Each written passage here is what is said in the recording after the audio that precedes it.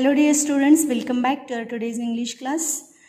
We have completed lesson number 3, the amazing history of paper. Already we have completed. So now we have to start. We have to do exercise of this lesson on page number 39, 40, 41. So take out your English textbook, page number 39. First question A, read and answer. Choose the correct answers.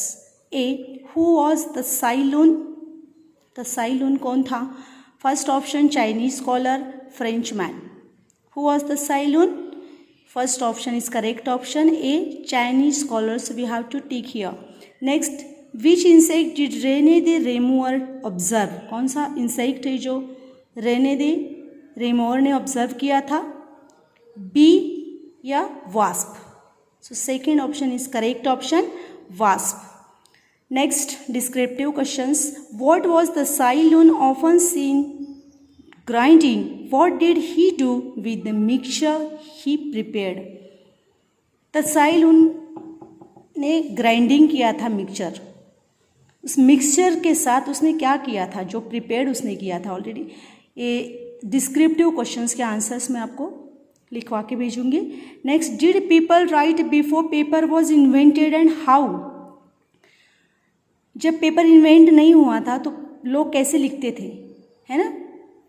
Next, where did paper making spread from China? जब paper making China से start हुआ था तो वो और कहाँ कहाँ spread हुआ था. Okay. Next, think and answer. It looked a big mess and his friends and neighbours made fun of his funny ideas.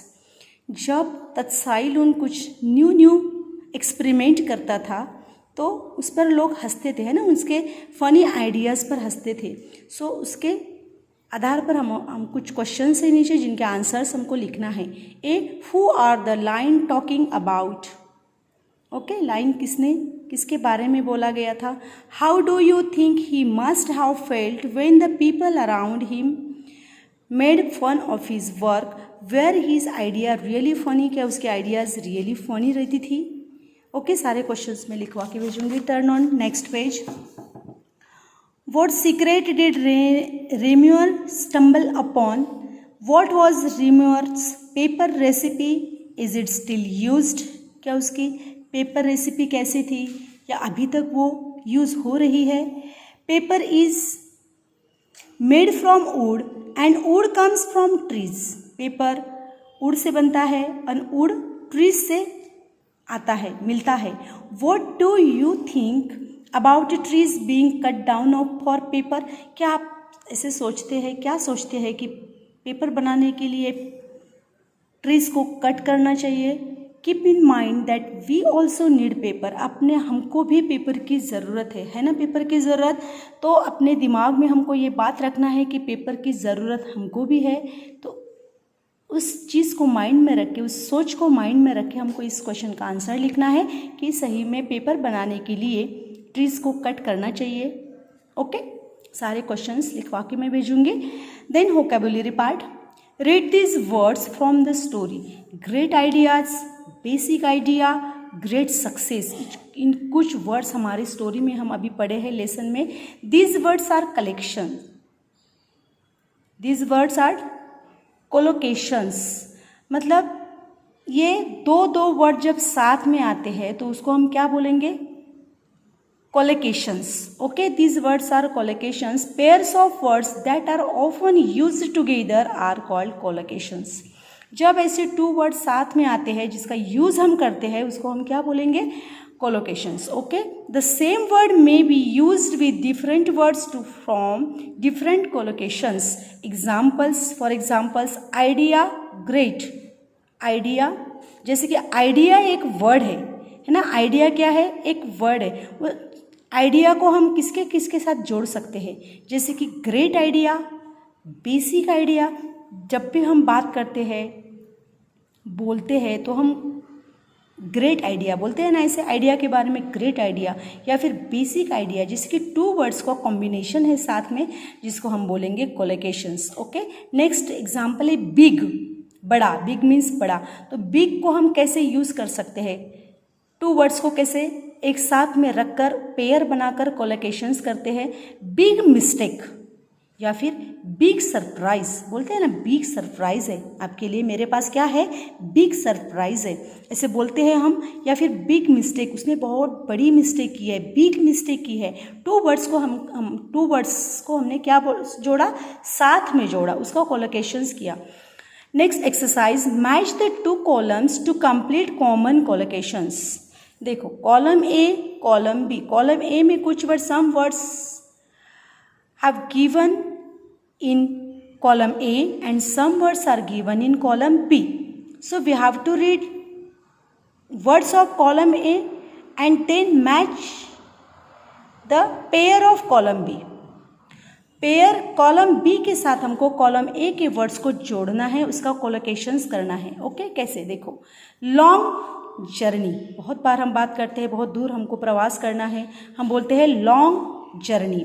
Next great idea या फिर ग्रेट टाइम, दोनों चीज़ बोलते हैं हम। देखो ग्रेट टाइम, उसका अभी ग्रेट टाइम चल रहा है, या फिर उसके पास ग्रेट आइडियाज़ है। ओके, तो ये दोनों, इसलिए मैंने बी और सी यहाँ पर लिखा।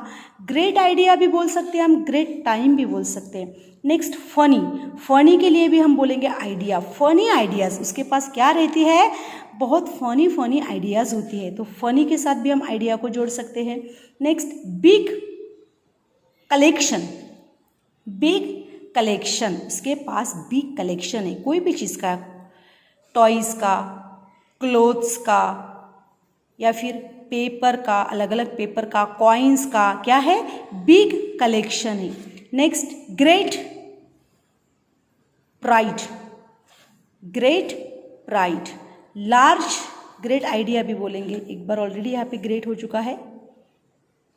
लार्ज कलेक्शन, देखो बिग कलेक्शन, लार्ज कलेक्शन।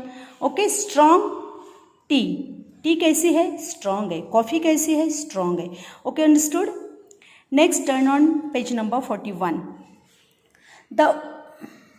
अब हम पढ़ेंगे, now we are going to learn a phrasal verb. Phrasal verb हम किसको बोलेंगे, okay, phrasal verb. A phrasal verb is a combination of a verb and a prepositions or an adverb. ऐसे phrasal verb, ऐसा word जो किसका किसका combinations होता है, वर्ब का, उसके बाद prepositions and adverb। जब हम कोई वर्ब को preposition and adverb के साथ जोड़ते हैं तो बन जाती है phrasal verb। कैसे, फॉर एग्जाम्पल प्रेजल वर्ब कैसे बनेगी, phrasal verb is equal to verb plus adverb या फिर प्रीपोजिशन। जरूरी नहीं है कि यहाँ पे प्रीपोजिशन रहेगा या फिर एडवर्ब रहेगा, या फिर verb plus adverb plus preposition भी रह सकता है। Okay, for examples written down, written down हम हमेशा बोलते हैं, आप बच्चों को, आप लोगों को बोलते हैं write down all these word meanings in your notebook, बोलते हैं ना। तो देखो written down is equal to written क्या है, वर्ब, प्लस डाउन हो गया prepositions. Okay, prepositions already you have learned, on, off, under, down, on, ये सब क्या है, प्रीपोजिशंस है। तो जब written verb plus preposition down तो क्या बन गया, रिटन डाउन, इसको बोलेंगे हम phrasal verb. Next taken away, taken away एक साथ यहाँ पे फ्रेजल वर्ब आई है। Taken away is equal to, taken means verb plus away means adverb. Okay, adverb आपको पता है, एडवर्ब किसको बोलेंगे, जिसको हिंदी में हम बोलते हैं क्रिया विशेषण, बोलते हैं ना एडवर्ब को। जब कोई भी वर्ब के बारे में बताने वाले वर्ड को, जो वर्ब के बारे में हमको और कोई इंफॉर्मेशन दे रहा है, उसको हम बोलते हैं एडवर्ब, बोलते हैं ना। तो जब फ्रेजल वर्ब में हमने अभी देखा, एक तो वर्ब के साथ प्रीपोजिशंस आएगा या फिर एडवर्ब आएगा या फिर दोनों साथ में आएंगे और एक साथ फ्रेजल वर्ब बनेगा टेकन अवे। तो क्या क्या इसको मिला के बना है, taken verb plus away adverb. आपको okay, understood. Fill in the blanks with the appropriate phrasal verb. Here are some fill in the blanks. We have to read all these sentences and write appropriate phrasal verb. First, John was tired of digging, so his friend, we have to write phrasal verb help him out. क्या हमको यहाँ पर लिखना है, help him out. Okay, ये है phrasal verb जिसमें क्या है, verb plus preposition. Okay, next, I don't really know this city, could you show me around a bit. Show, we have to write here show me around. क्या मिला के phrasal verb बना है, verb plus adverb. Okay, next, I will pick you up at 8 PM. मैं आपको 8 PM को क्या करूंगी, पिक करूंगी, पिक यू अप. ओके, यह है फ्रेजल वर्ब, एक साथ फ्रेजल वर्ब है जिसमें verb plus prepositions. Okay, next, I am really tired. I am really tired, I have been running around all day trying to get things ready for the party. We have to write here running around phrasal verb. Then let's go over your test. Go over क्या है, phrasal verb है, verb plus prepositions. Okay, next, the teacher handed out the worksheets. Teacher ने आपको क्या दी, आपके हाथ में क्या दी, वर्कशीट्स दी. Handed out, verb plus prepositions. Then I like hanging out with my friends. Phrasal verb we have to write here. Then sorry I can't keep up with you, you are too fast for me. Keep up, verb plus preposition. Okay, so क्या बन गई उसकी, phrasal verb we have to write here. Understood? So some exercises we have done now. Remaining exercises we have to write. We will do in next video. Understood? So all exercises, जो exercises अभी हमने की है, सारी exercises आपको क्या करना है, अपने टेक्स्ट बुक में कंप्लीट करना है. और जो जो इम्पॉर्टेंट चीज़ें इसमें से ग्रामर की, ये सब आपको नोटबुक में भी लिखनी है. अंडरस्टूड? Thank you.